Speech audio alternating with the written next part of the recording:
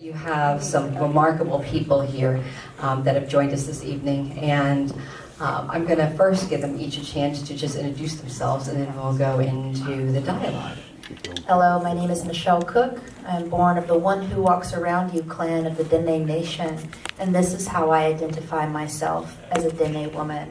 I'm also a human rights lawyer and a commissioner for the Navajo Nation Human Rights Commission on whenever I'm not working. Good evening, everyone. My name is Yolonda BlueHorse. I am a member of the Rosebud Sioux tribe out of South Dakota. I'm of the Sakanji Oyate people, and I'm very thankful to be here this evening. Thank you. I'm also a co-founder of the Society of Native Nations. It's an all-indigenous organization, nonprofit organization here in Texas. Hello, my name is Juan Mancias. I'm going to greet you in my language. I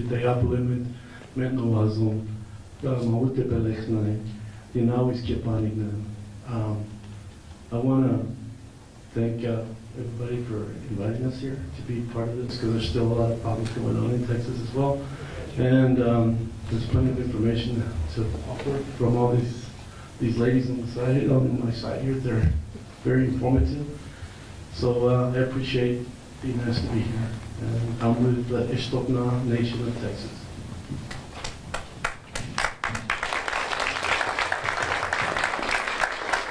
Thank you. One of the first things I'd love for each of our speakers to talk about is putting what you all saw in context, because I know it was a whole lot of information, and we're also sensitive to the fact that it's a very emotional movie to see. And I also want to emphasize to those who may not have been as aware of the side effects that come out of Standing Rock.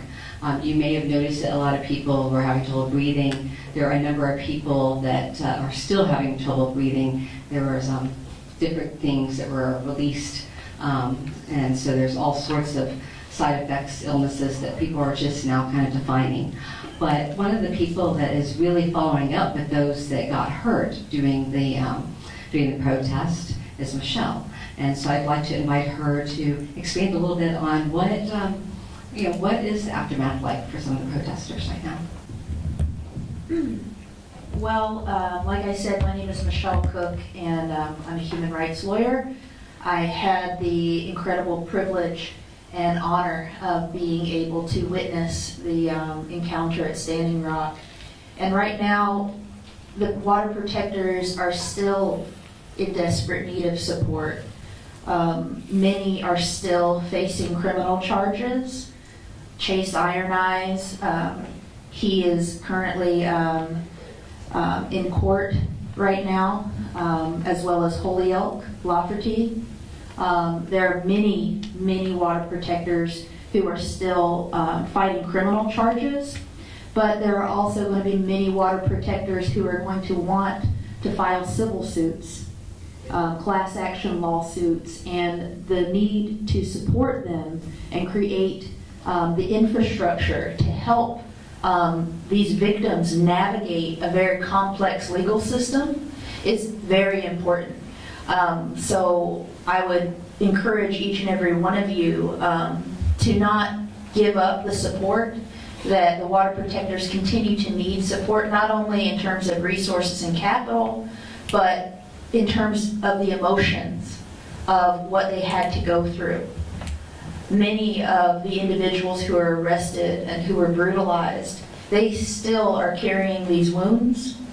They still are incredibly traumatized from what happened.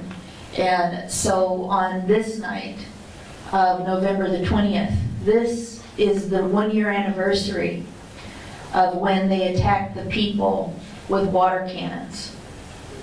So there's many people right now who are hurting. Vanessa Dundon, she's currently in a lawsuit. She lost her eye a year ago today because of the police brutality. Sophia Wolanski, 21-year-old woman, has lost the use of her arm. That happened 1 year ago today. So those wounds are literally still healing. Emotionally, they're still healing. And I got a couple of things to say, but, you know, this is the town of Kelsey Warren, the man who owns Energy Transfer Partnership. And I just want to say one thing to you, Kelsey Warren. What kind of coward are you? Because only cowards attack unarmed women and children.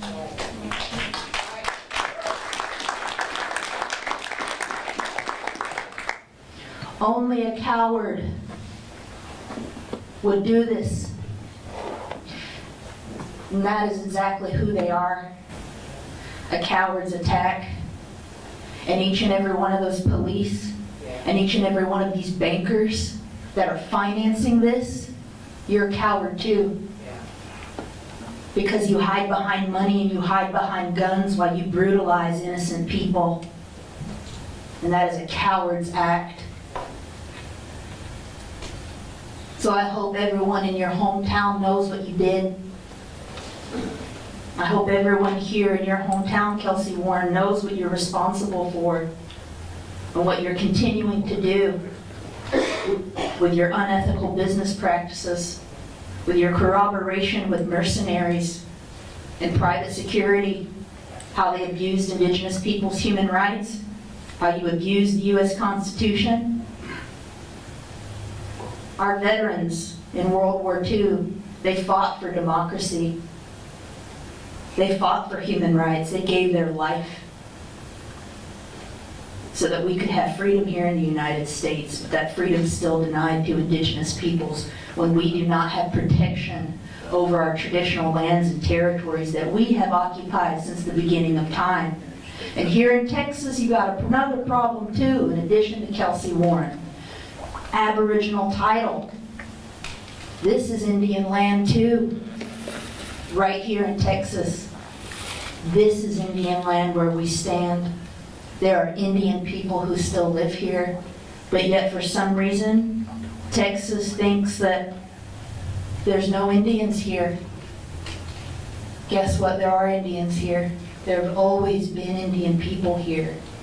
And so Texas needs to reconcile its history, needs to reconcile what happened to create peace and to create justice and to create truth so we can heal from these wounds, so that we can prevent another Standing Rock from happening.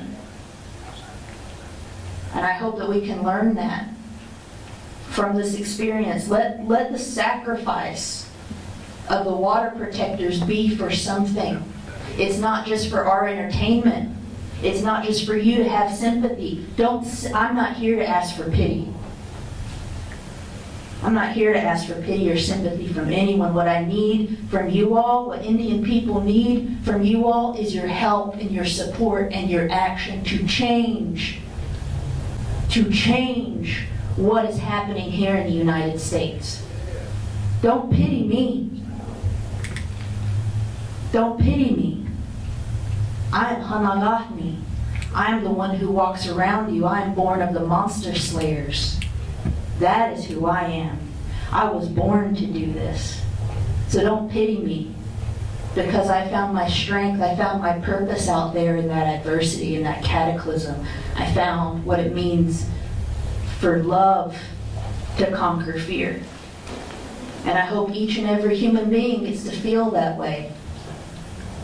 We aren't taught to feel that way. We're taught to consistently be afraid, to fear this person, to fear this. It's not what we were created. We were not created and put on this earth and this creation to be in bondage or to live in fear of a man with a mask and a gun. That's not what we were created for. And so I hope that Standing Rock can teach us things. Yeah.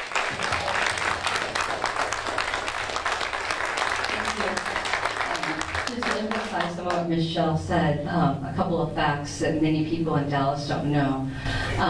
Dallas has the third largest urban population of Native Americans in the country. There's 450 some languages that are of indigenous tongue that are spoken here. That's not county, that's city. And yet if any one of you goes and does jury duty, just like me, you'll find that there's no box for you to check. So it's the great big demographic that's not recognized. So yes, it's a very, very large population that makes up our city. Speaking of indigenous people in Texas, I would really love to get two different perspectives here. Yolonda lives here in Dallas, and Juan lives closer to the reservation. And from your perspectives, how is what Energy Transfer Partners doing relevant to your existence and to the people that you love?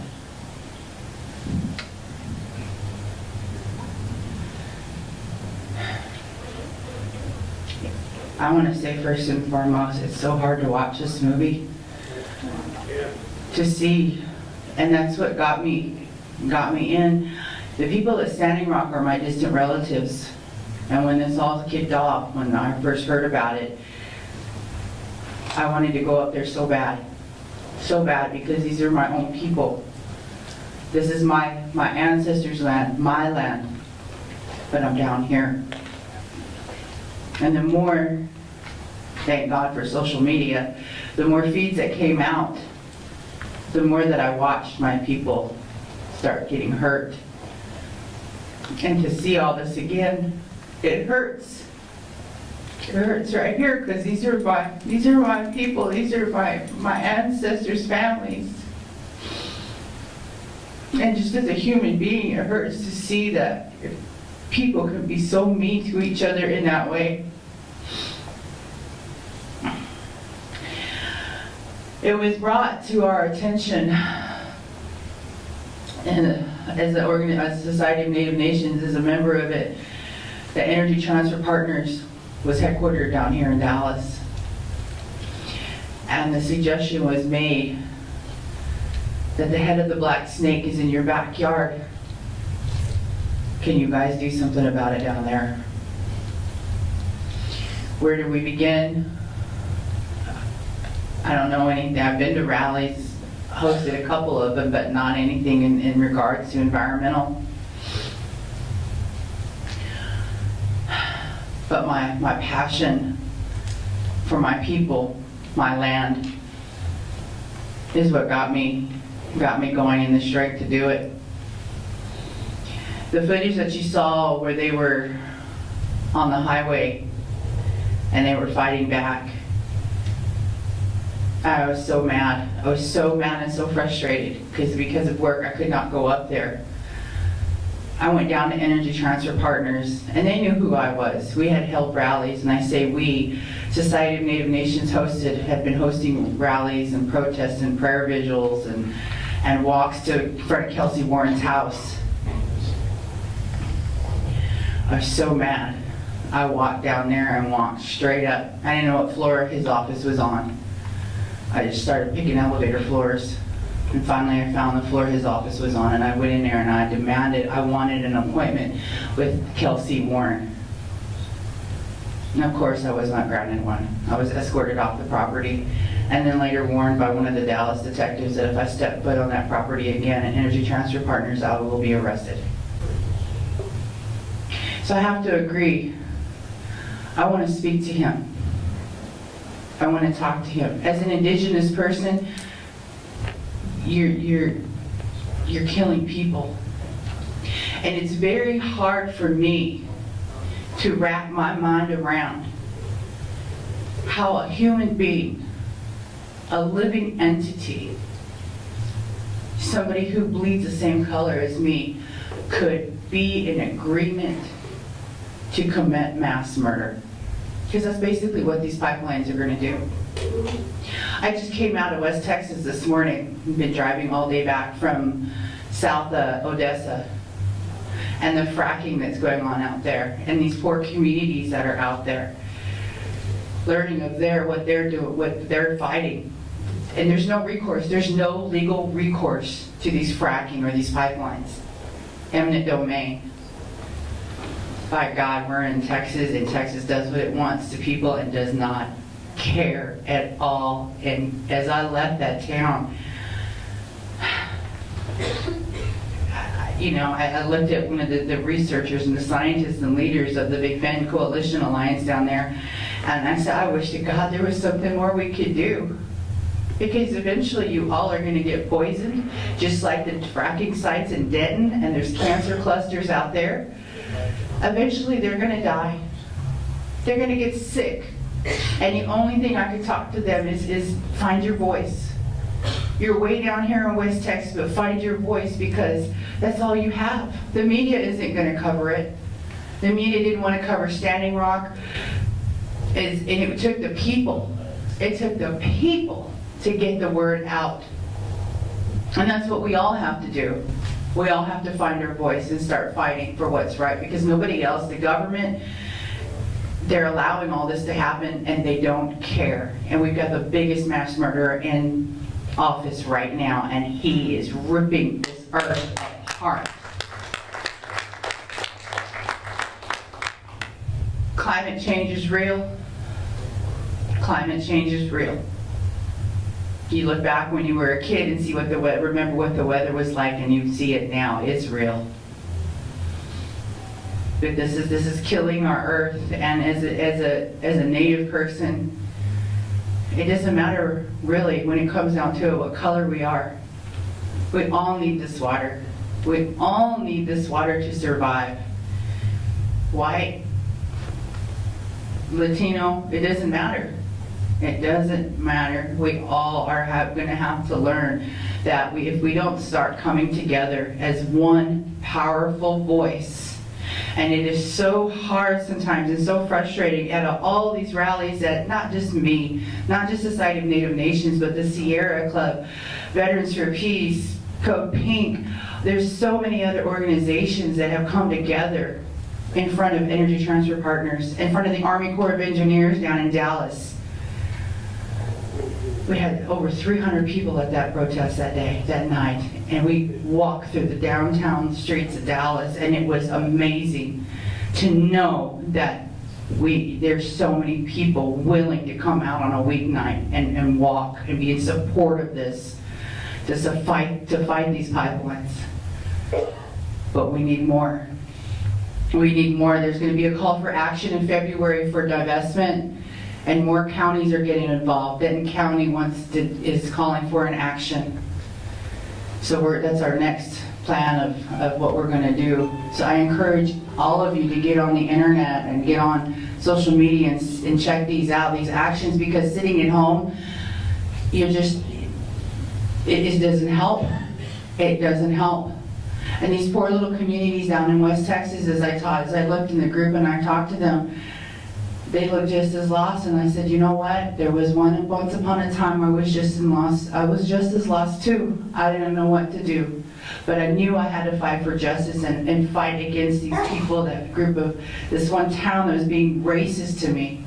I had to fight back. And I've been fighting ever since. Thanks.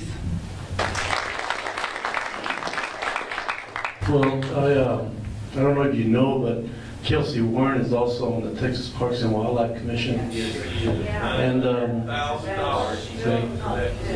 exactly. And there you go. And guess who gives out the permits for these oil fracking and drilling? Guess who does? The Texas Railroad Commission. They hand it out like candy, and nobody stands up against the Texas Railroad Commission. Nobody. But our group, our tribe, has done it. We've sat there and we've yelled at them. They've gotten letters over and over and over again, because we believe that we have to get these guys to be honest. They have to understand that they're the criminals. They're the criminals by doing and adjusting. And there's a Valley Crossing pipeline right now down in South Texas in Brownsville. It's going right now through Highway 77 that runs all the way to Victoria. That whole highway was nothing but an old native trail of our people that used to go back and forth through the Caranquas and back this way and fish up in Matagorda Bay, because the fishing was better down there. So all of that area is nothing but sacred land to us. And they've already dug it up. You know what? They started digging it up without a federal permit. And now they're being, slapped on the hand by the FERC. I don't know if y'all have kept up with this, but you should. You should know what's going on in your own backyard with the Valley Crossing pipeline. what they're doing with the 3 proposed LNGs that they're putting up in Brownsville, what they're planning to do with the Rio Bravo. The Rio Bravo pipeline is going to run from Kingsville because, of course, the Kings Ranch and the Kleberg family, they need to have more money. They need to run it down there, and all of this is for export. Nothing. You're not going to use it. None of you are going to use it. I'm not going to use it. All of this is for export. They're proposing 3 LNG export terminals down in Brownsville. They're going to be 19 stories high, each one of them. One of them will be right on top of what is called the Garcia pasture. And they say that this is a federally registered historical site of the Ixtocna people. It's there. But the problem is that that whole area used to be village sites of the people that used to come out there and to hunt and to fish at the same time. All that area, Loma Alta, which is just down the road from there, from Port Isabel. Hey, you know what? Go enjoy Port Isabel and South Padre Island, because by next year, by 2018, you're going to have those tanks up there, and it's not going to look the same anymore. That water's going to be polluted. You know, those people that live, their economy is based on that tourism that comes in there, it's going to be gone. And they're proposing to bring more jobs in there. You know what kind of jobs they're going to bring in? They're going to bring in cancer specialists. They're going to bring in, hazmat people, because that's what's going to happen down there. The shipping channels that are running right through there, they're not deep enough for the LNG tankers to come in there. They can only let 1 LNG tanker every 3 days through there. And that means they got to dredge all of that stuff, and the porpoises, the dolphins that are there, the three species of turtles that live there are all going to be gone. So go enjoy it. No. Because this weekend, on the 25th, we have a flotilla, and we're going to protest what's going on over there. And it's going to be led by our people out there. And you're welcome to come out there, bring your canoe, bring your kayak. We need you down there. We need to fight these fights. These fights haven't stopped. You know, this is part of what's going on still with Standing Rock. You know, I feel it. I'm going to stake myself down out there at that Garcia pasture when they decide to put that thing out there. I don't want to go to jail. And I'm not going to come off of there. And any of you know what stake down means to us people. That means that you don't come out of there without shedding blood. And that's important for us. For me especially. Because these are my people. And that's how much I love my people. That's how much I care for my people. That's how much, because my people is that land. My ancestors is that land. They walk on them. You walk on my ancestors here. On our ancestors that are native to this area. We walk on them. That's why every step that we take, I've been told, is a prayer. And we should understand that. And that's why we have to take the initiative and to help each other out in what's happening. And it's been hard. It's been difficult. You know, down there, what happened at Standing Rock when they were living in December and in January, I mean, it was cold. And there were people that they stayed, that were determined, that were dedicated, that were committed to what's going on because they believed that that is important, that the water needs to be protected. But now we understand that it's a global issue, you know. It's not a generic issue, it's a global issue that talks about being connected, and they talked about it when they first started, about being connected. Not only are we looking at the whole problem over there with the 3 proposed LNG terminals, but they're also proposing something down in Jefferson County, another pipeline. You know, and guess what? That was on the Texas Parks and Wildlife agenda 6 months ago when I was there, when we were protesting there, demonstrating against what's his name, Warren. And you know, the other thing is we have a coal mine right there in Eagle Pass, you know, that was given a permit by the North American, you know where North American Mining Company is? It's right here in Dallas also. You know who's running the Valley Crossing pipeline? Enbridge and Spectra. You know who Enbridge is? Enbridge is the one that contaminated the Kalamazoo River, and that's why Flint doesn't have any good water, and all the cancer that goes on up there. And they're doing the same thing down here in our backyard, and we're allowing it because we don't care. There's a lot of apathy that just keeps us from doing anything about it. We stand with Standing Rock. We have a village that we had to lease the land there. We didn't even know when we leased the land that the land there was called Standing Rock as well. And when we saw that as a reason to stay connected to everything. Connected because there's all along that Rio Grande, All along there, there's burial sites, there's sacred sites, all there, down the San Antonio River, down the Nueces, down the Colorado, down the Brazos. We used to ford these places. We used to live off the rivers. All of us, all the tribes that were here. And that's important for us to understand that we have to rewrite and we have to educate what's going on here. We have to develop our own college system in this state to educate, not just the public, but also to decolonize ourselves from the romanticized version of Hollywood that they've given us of who we're supposed to be. Because that's hurt us too. And we have to go and do these things and start looking for these places to set up these institutes of Native American studies. Because they're not very much offered, and that wasn't just about 2 years ago.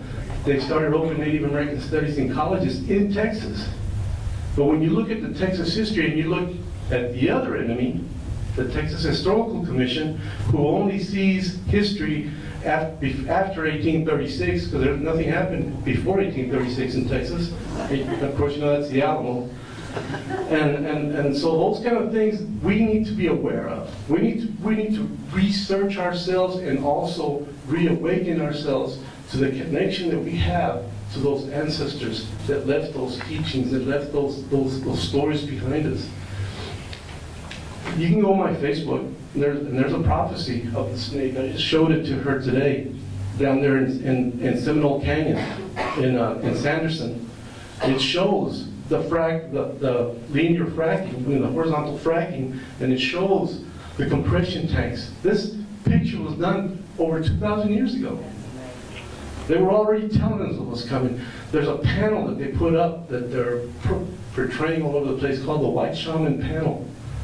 You know, saying that it's all this beautiful, romantic, spiritual stuff. But when you want to know the real truth of what that means, it means the coming of that colonization, standing in front and overbearing us, intimidating who we are. And we need to stop being intimidated. We need to interpret these properties and take them and say, hey, we can change this, like she was asking. We have that power to change it. And that's what we need. We need to change the way we see things. We need to change the way they want us to see things. We have to make those colonizers, those oppressors, uncomfortable and make ourselves comfortable again, because we've changed to make them comfortable because they intimidated us so badly that we're afraid, to go against the laws that they set, but those laws are set for their purpose and not for our purposes. They're there to regulate us. Not to regulate them, because they break them every time, every day they break them. And when they can start a pipeline without a federal permit, you can do whatever you want in the state of Texas, as long as there's oil and gas involved in it. And we're not doing nothing about it. We have to start talking about it. We have to start looking at the people that have been fighting this fight for a long time, because they have woken up to the situation and the real injustices that are happening in Texas. And that's for me, is the connection that I have. Because I live by 3 prime directives. One of them was what my grandmother said. And my grandmother said, hey, you got to know your people. And my grandfather said, go get your lands. But I have a great-great-grandfather whose story was in the Texas Railroad Commissions that they gave to me because I asked for it. And in that story, the very last sentence on there, he says, now my people will die by another. Because they were going to move a mass grave of where they massacred our people at the Devil's River. They were going to move it to build a railroad through it. And this is documented. And he told me, he said, now my people are going to die by another. Well, I refuse for my people, our people, to die at all anymore. We need to live. And this is what this is about. It's about giving life to one another and giving life back to this earth that has been taken out away from them by people like Kelsey Warren. People like the companies like Embrey, Marathon Oil, and Apache Oil down in the Big Bend area. We still have a little setup down there in Toyaville, and the society fought hard and real hard last winter down there in Marfa, and we had to deal with people getting stopped at the checkpoints, security checkpoints by Homeland. It was Homeland, right? Or ICE, Yeah, Border Patrol, they were just harassing us. Back then, I still get harassed. I still sometimes get stopped and they ask me, before they even ask me for my license, they tell me, why can I have your license? So they already know who I am. And basically because we stay there and we stay aware of what's going on, because they know that we're watching. They know that we're aware of how to deal with their laws. And that's what we need to do. We need to start educating ourselves to not just to their laws, but to every law that's out there that they can break, because they'll find a way to break it, like the eminent domain law. They've used that and given it to private corporations. That's supposed to be for the people. It's not for a corporation to come in and take over and say, this is my property, I can do whatever I want on it, I can dig up all the medicine, I can dig up all the sacred sites, I can dig up any grave I want, I can do whatever I want on this land. I've seen the workers from ETP going out with big bags gathering peyote down there in Presidio. They're workers. You know, this is the medicine that is important to a lot of our people, to the Native American church. And I've seen them do it. We saw them. I've got the evidence. We filmed them. And as soon as they saw it, they took off back. And then all of a sudden, we had the cops out there trying to, tell us what to do and get the heck out of there. They said, we're not on any of your land. We're right here on the side of the road, and this is public land. But that's just the kind of stuff that we've gone through, that just to try and raise the awareness, and to the craziness that these banks do, and to the craziness that these corporations do. I mean, I went to France to talk to BNP Paribas and to Societe Generale and what's the other one? Agricole something. And we got one of those banks to divest from supporting the LNG down in Brownsville. It's possible if we stand together, because we have to connect all of what's going on, because it's hurting the places that we live.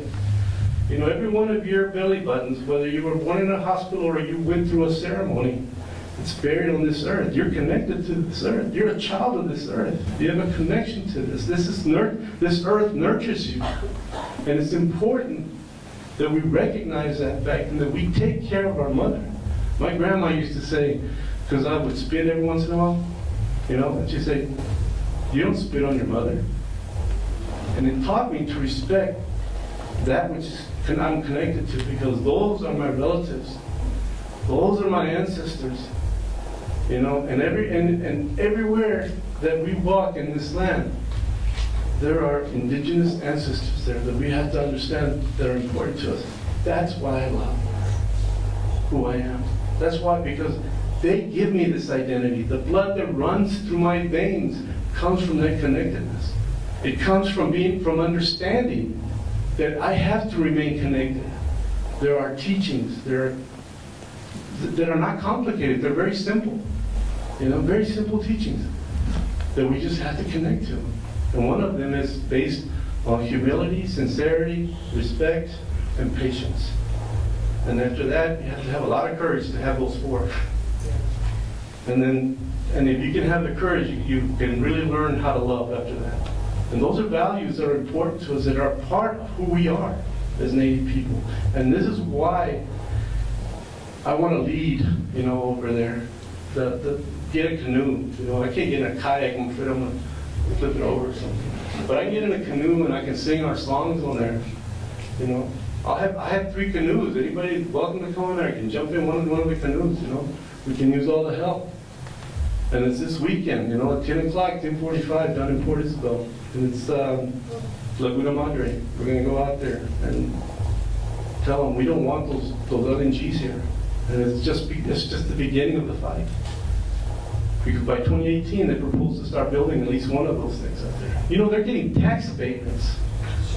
They're getting tax abatements. 2 of those, Anova and Rio Grande LNGs, are getting tax abatements so they can build out there. And they're saying that they're going to bring more money in. The infrastructure itself is going to be ruined. The taxpayers, you are going to be paying into this, because the governor of the state, He's right there with the Cheeto over there. Yeah. So I just want you to know that we need to start recognizing there are important things that we have to focus on. And that means that we have to be able to be those agents of change to make the system that's out there that's destroying us and oppressing all of us, as she said, all of us as human beings, is oppressing us. You know, we have to be able to make them uncomfortable. And I think they're starting to feel it. And all we have to do, that's what's important, right here. Thank you. One thing that I hope each of you are hearing from our speakers is how responsible each one of us is in order, as they're saying, to make those who are doing this uncomfortable. And I would actually want to go further to each one of you who lives in this city and lives in this area. We are Kelsey Warren's neighbors. And one of the reasons why he's able to do what he does is here in our city, we just think, oh, he's the nice man that gave us a park. It is a lovely park. I'll give him credit for that. But all this other stuff is going on. And if we don't hold our own, meaning our neighbors, our fellow citizens accountable, then when does that person get held accountable? So we need to be able to speak about this openly. We need to put the social pressure there so that within this city, people know what's going on. One of the most powerful things, I think, that when Jody Yellowfish and was invited me to go take that march with you, and my husband Joshua joined us.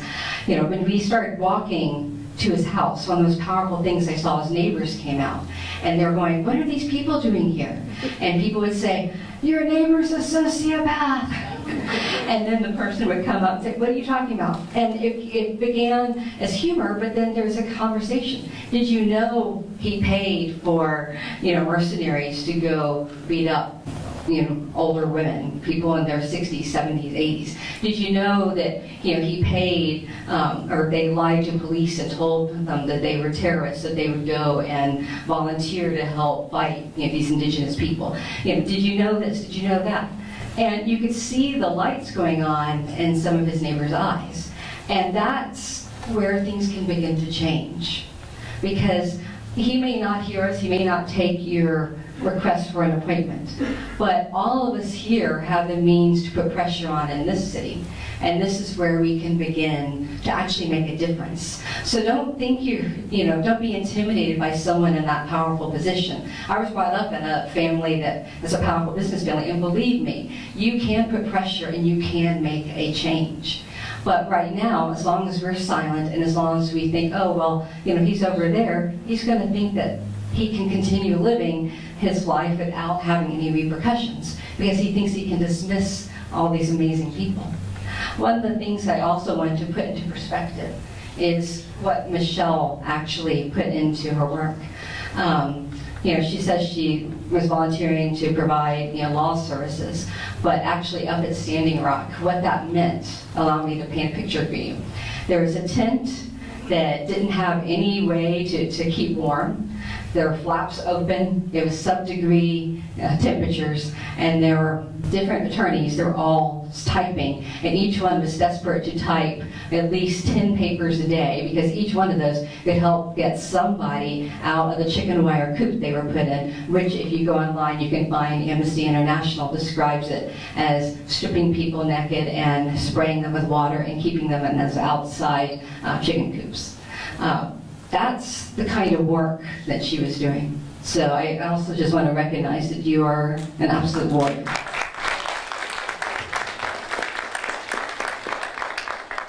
But what kind of citizens are we if we just rely on people like Isabel and others to come? Sorry, you go by Isabel Monroe, and I'm going to have to ask you where you get both names because I keep seeing them interchange, and Michelle Cook. But there's a reason why she was recognized recently in a magazine as one of the leading young activists. But what can everyday people do so that you're not just out there alone? Well, I think if Standing Rock teaches us anything, I think number one, it teaches us that we have to do something about the Supreme Court decision, Citizens United. Citizens United, we need to undo that precedent. Corporations should not be treated as people. They should not be given supreme rights over you and I. Number one. Number two, we need to change the laws here in the United States, give Indian people their title, their human rights, protect their sacred sites and cultural sites. And lastly, each and every one of us, we have a bank account. Each and every one of us has a bank account. Even the young people here, maybe you don't have a bank account yet, but you will. You know, one day you're going to have a bank account, one day you'll have a job, one day you're going to have the power to say, what am I going to do with my money? My hard-earned money, what am I going to do with it? And what we need to do is we need to take that hard-earned money out of these banks, these Wall Street banks, that are investing it not only in the genocide and dispossession of indigenous peoples, but they're investing it in private prisons. Wells Fargo, one of the worst. This alliance between states, banks, and corporations, this dark alliance, impacts each and every one of us. 2008, what happened in 2008? There was a housing crisis. What happened? The globe almost went into recession, and it still hasn't recovered. You want to know why? Because Credit Suisse and these other Wall Street banks, they thought that they could just sell subprime mortgages and basically bankrupt nation states. That's how much control these banks have. And tell me, show me, who regulates them? We have banks that are holding all of the wealth of the world, and no one is regulating them and making them accountable with what they are doing with our money. So we need to take that money back. We need to take that power back. We need to say, no, you don't get to do this with our investments. You don't get to invest in these things anymore. And I think what we can do, and what is visionary, I think again, that is emerging from the ashes of Standing Rock, is the creation of our own banks. How about that? How come we can't make our own banks as tribal nations, as communities? Make your own bank. Hold your own money. Invest it into your own community, into the infrastructure that is actually crumbling. Schools, public libraries, hospitals. That's what we should be investing in. So we have to wake up. We have to wake up. And we can't let these people, these banks and corporations, get away with it. ETP, Kelsey Warren, you might think you're done with us. But I'll tell you what, Standing Rock and our people, we're not done with you. We're not done.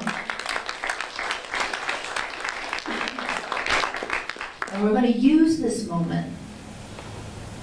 We're going to use this cataclysm, this horrible moment, to launch ourselves as far into the future as we possibly can. The future that isn't quite here yet. The future that we see. And a lot of people, you know, they say, well, it's too big, Michelle, it's too overwhelming, I'm too small, I can't do it. But think about it. Think about the courage that the slaves had when they ran north. Think about their courage. In this book that Adrienne Marie Brown wrote called Emergent Strategy, she says about the future, she says, the future that we're going towards is the same that when our ancestors, she's talking about African American people, when they were writing in the ashes of their campfire to teach one another how to read, to be literate. That is what we're doing. The future. And it is overwhelming and it is hard. But if we look at our ancestors, we are the ancestors. We are powerful. We are capable. I think too about my ancestors. When we were put on a concentration camp in 1864, they rounded up 10,000 Navajos and Apache people and put us on a concentration camp under military threat. And at that time, I'm sure a lot of our people said, maybe they felt hopeless. Maybe they thought, I'll never make it out of here alive. Maybe they thought, I'll never see home again. But they prayed, and they made their way back home. And I know my name, Hanagahni. I know my God's Nihiman Mahatsando Yadesh. And so we are the people of impossible things. This country is built on that legacy as well, just as much as it's built on genocide and on slavery and all of those horrors. There's also the story of resiliency. There's the story of our people and our communities saying we're not going to live in fear, we're going to be courageous. And that's what each and every one of us is called to do. Each and every one of you are powerful. That's why they need guns. That's why they try to shut down the live feeds and not show you what's happening. Because they know how powerful you are.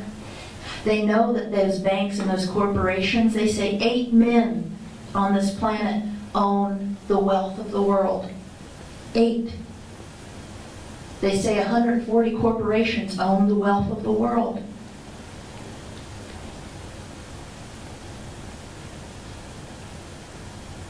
But we're millions. We are millions. So remember that when people tell us that it's impossible. Change is God. That's what Octavia Butler said, an African-American writer. She said, change is God. And that's what we have to remember. Change is inevitable.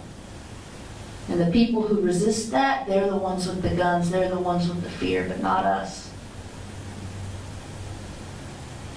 So we need you to divest, but we also need you to remember who you are. Who are you in here? You are more than a citizen. You're more than a gender. You're more than an age. You're sacred. Between the heaven and the earth, you are a sacred being, and you can create life, and you can be a destroyer of creation. That's how powerful you are. So choose life. Choose creation. Become a protector. And you don't have to go to Standing Rock and be on the front line. The front line is right here. The front line is right here in your mind. Every day, the front line, when you look in the mirror and you say, how am I going to live today? What is my purpose today? If I die today, will I be okay with my life and what I've given and what I've done? Did I live in fear? You weren't made to live in fear. So that's the liberation that we're talking about.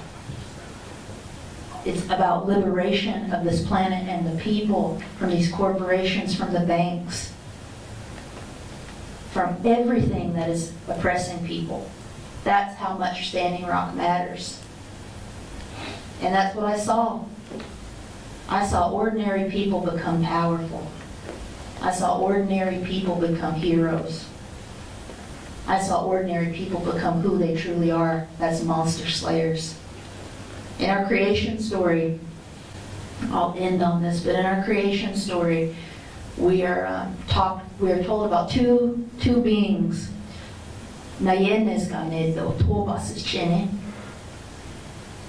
Child born for water and the monster slayer.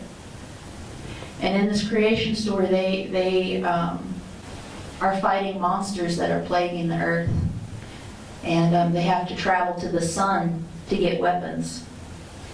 And they get those weapons and they destroy all the monsters. This is who we are. This is what we're called to do. So I'm thankful for that.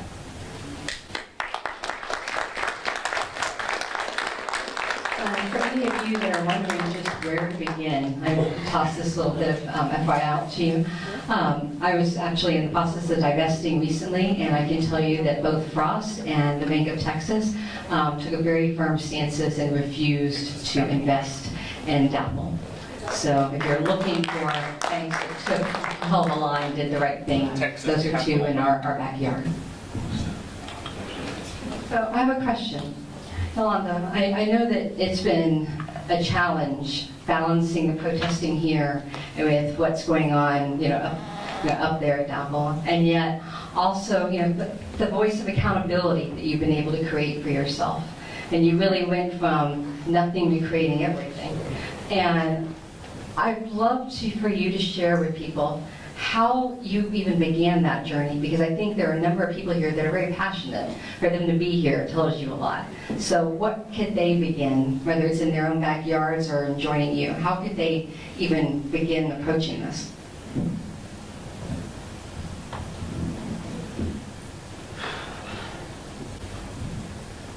I did an interview today for GreenSourceDFW. It's an environmental newspaper. They're running a story on me, and I was asked the same question as how all this all began. I had a 2.5-year-old that was murdered in Gainesville in the year 2000, and it was a babysitter that killed her, beat her to death. And that town looked at my skin color and pointed it at my ex-husband and I and said, "You guys did it, not the white babysitter." So that was the first time I learned about race. I really had experienced racism head on. As I grew, as I had to, like I said, I had to find my voice. Of course, that being my child, I had a passion to get that woman put away. And I fought, and I began to learn what getting hold of the media, how to use it as a tool. I was told by Richard Ray tonight, actually, if I would have let him known about this event a little bit earlier, he would have been here from Fox 4 News. So although Fox nationally isn't very good, he's a good reporter that likes to cover Indigenous issues. So I trust him. But it took something like that and finding out that as an individual, you do speak up. We all have done it. You've gotten mad at the cable man for not coming, you took a whole day off from work, and you called the cable company up and you said, I took you off the whole day and you never showed up. Or, somebody got your order wrong at Pizza Hut or something, whatever. You've been a voice already. Now it's time to be a bigger voice on a bigger scale. Is it scary? Yeah, it's scary. One thing I always do, though, is I pray. I pray that I find the right words to say. Give me the inspiration, because I am only a tool down here to help try to protect this earth. When I was down at Big Bend, we went out to go attempt to see the famous Marfa lights down there, and being out in the desert out there in the complete darkness, and looking up and see nothing but the stars. It was beautiful. And I could finally take a big deep breath, not be pressed for time, not have to hurry, but to look up at the universe and look at my ancestors. And a Lakota way, the stars are our ancestors. We got to see the Milky Way. That's our gate to the other side.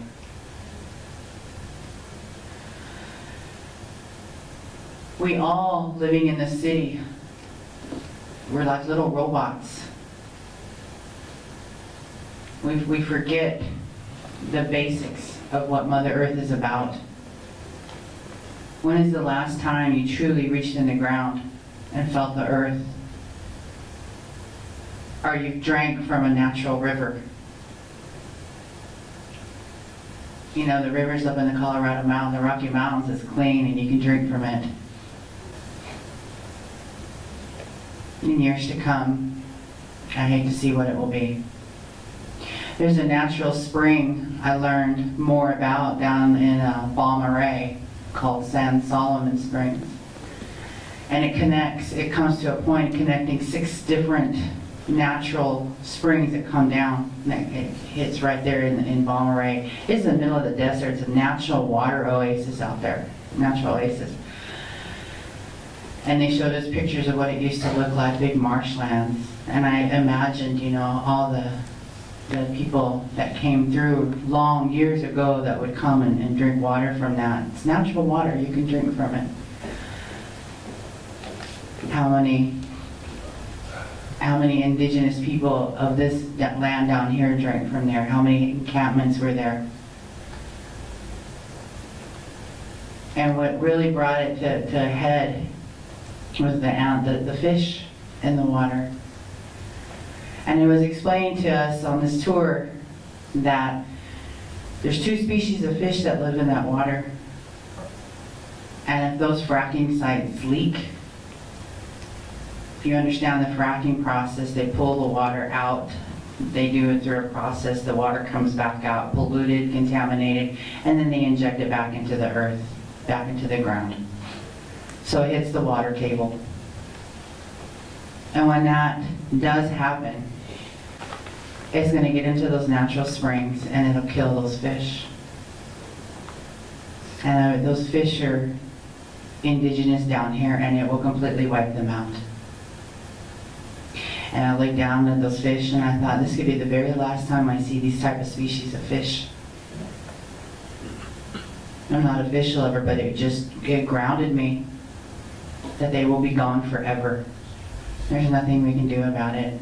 But what's even more sickening, though, was that there was a box a few feet away from this natural springs that said United States Geological Survey.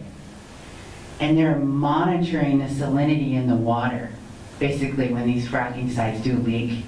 And I said, I said, what happens when they do when they do leak? It's not if, it's when.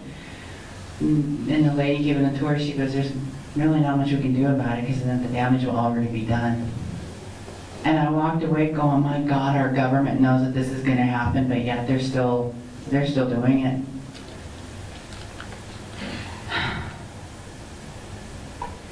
As we drove home today, it was very sad. It was very frustrating yesterday after the tour that what can we do? What can we do? Our government knows what these oil companies and these fracking companies are doing. Then the question always gets posed, well, you're still using oil. You're still driving your car. And I say, you know what? It's talking about it.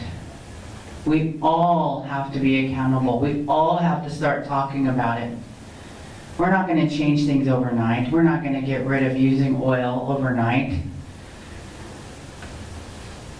But we can start talking about protecting the environment. We can start talking about, how many people we see trash on the road. Don't throw your gum out the road. Look that one up.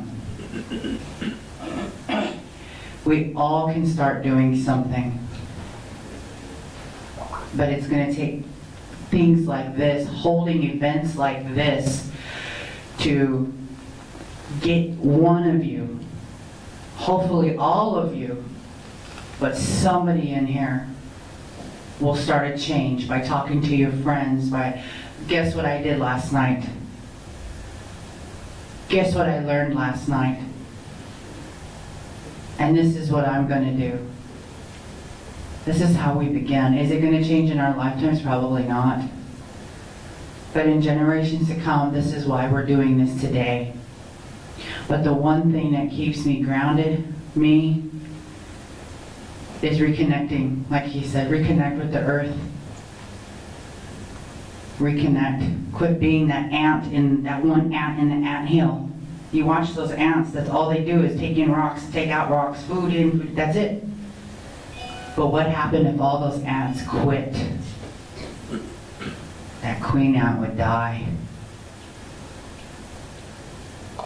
We all have a responsibility to this earth, because like it was said in the movie, we are just guests here. That's it. Go back outside. Each one of you come from a lineage of people that had their own culture, had their own spirituality, and all the elements that are around you outside, the water, the fire, the earth, the air, the dirt, the rocks, everything. Your ancestors once used all that just to simply survive. And it was part of their spirituality.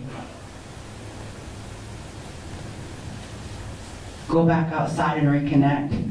Touch that dirt. Touch those trees. Those trees are Mother Earth's lungs. They breathe for her.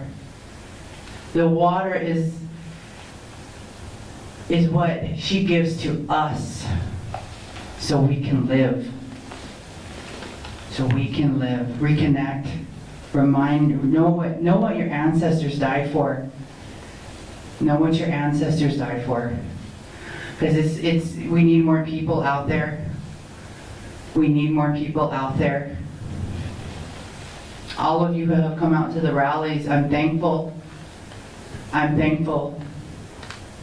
It's going to take all of us, and more and more and more, because the government is not going to do anything for us. And as long as Cheeto Man is in office, it ain't happening. He is tearing apart. He's trying to dismantle the EPA. He is going across national parks now. You know, I'd like to tell him, you're going to go through national parks, take Mount Rushmore out of my Black Hills.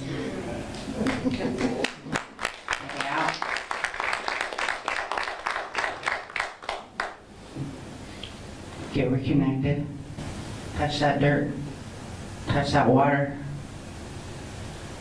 And step up, because it's your turn now. It's all of our turns. Don't forget about tonight. I beg you, please don't forget.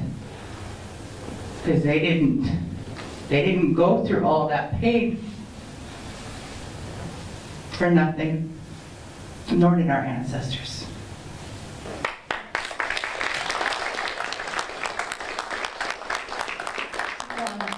For you, one of the main things I was hoping people would come away with from this evening was an intimate knowledge that you all exist, that we actually have tribes living here in Texas, and that you're fighting.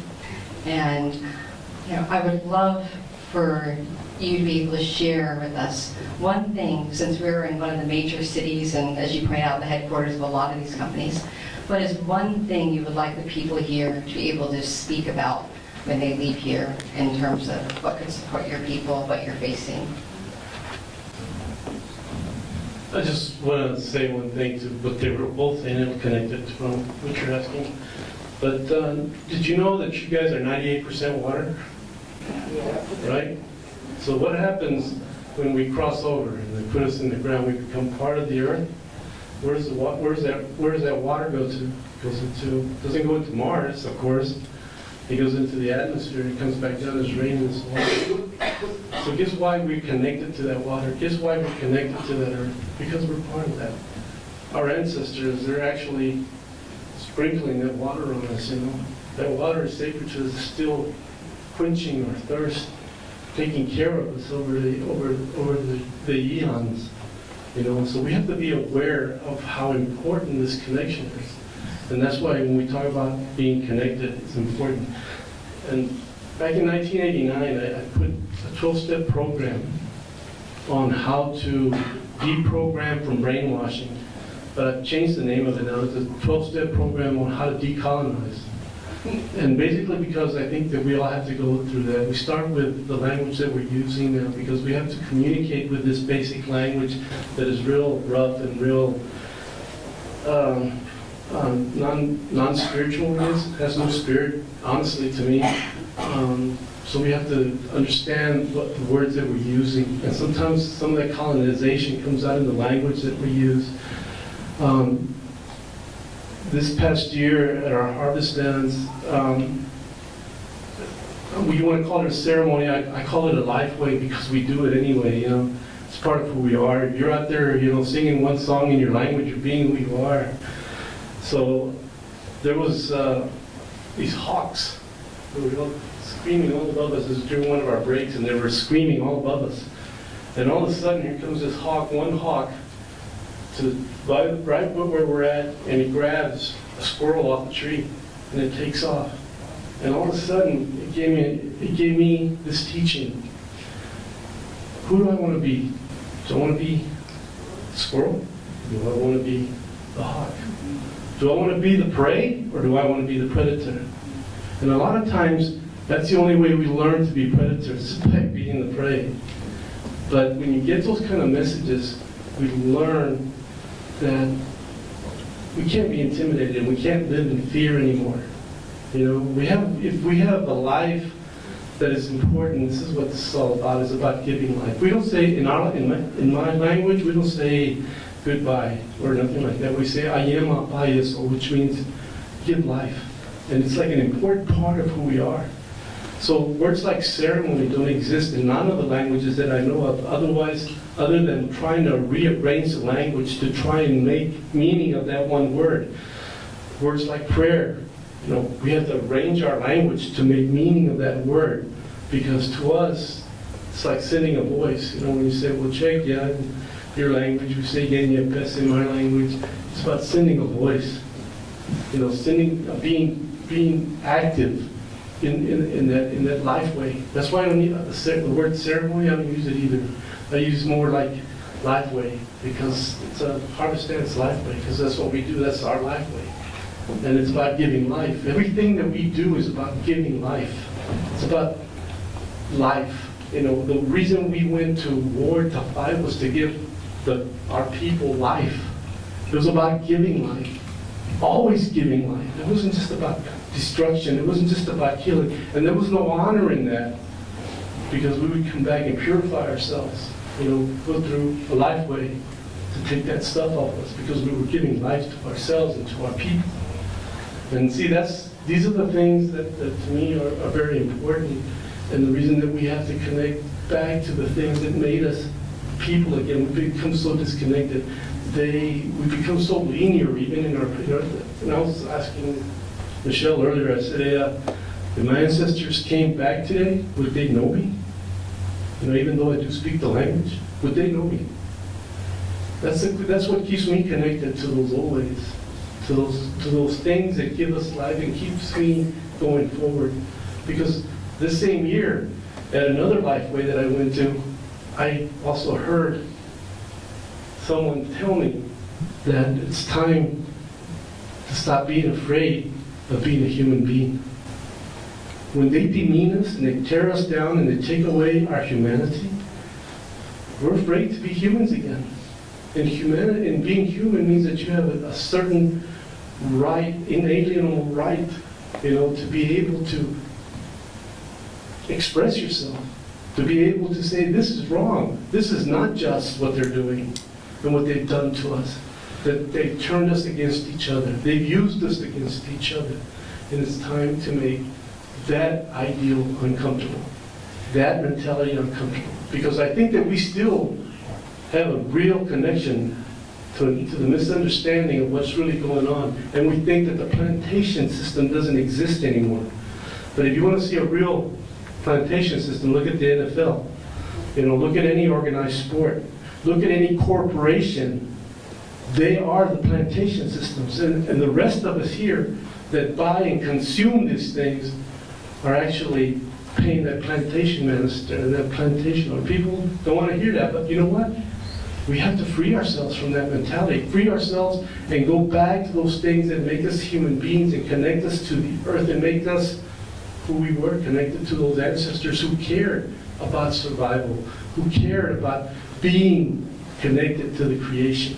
Because it's about being in the creation. It's not being above creation, being better than creation, because that's where they are now. It's not being below it. We're learning to be in here. And I would say balance, but the minute we think we're in balance, there's that bobcat or that animal that comes and attacks us, that takes us off balance, and we have to learn to live in balance again. And that's why we honor these animals, the animal kingdom. This is why we honor the plant kingdom, because we don't worship them. We worship the presence of its part in the creation that we're a part of too. We don't separate ourselves from it. We're part of that. And that for me, it comes from listening to these old folks telling me, you need to be connected. You need to stay connected. You need to know your people. You need to know your lands. And you need to stop letting people kill you. Quit making you less human than you are. So it's time to not be afraid anymore. To take those changes and become that person of change that we need to be able to make the changes of the banks that need to be. We can make our own systems. I've been talking about cooperatives for years. Having our own cooperatives, being able to help each other out. But again, I think that's too burning. Is that too burning? but it's the way that we have always lived. This is tribal ways, and we have to connect to that and be able to understand that there has to be a revamping of our value systems as tribal people. We used to do it every 56 years. We reevaluate our culture, make sure that our culture and the way that we were living were connected to our values. Is that what you're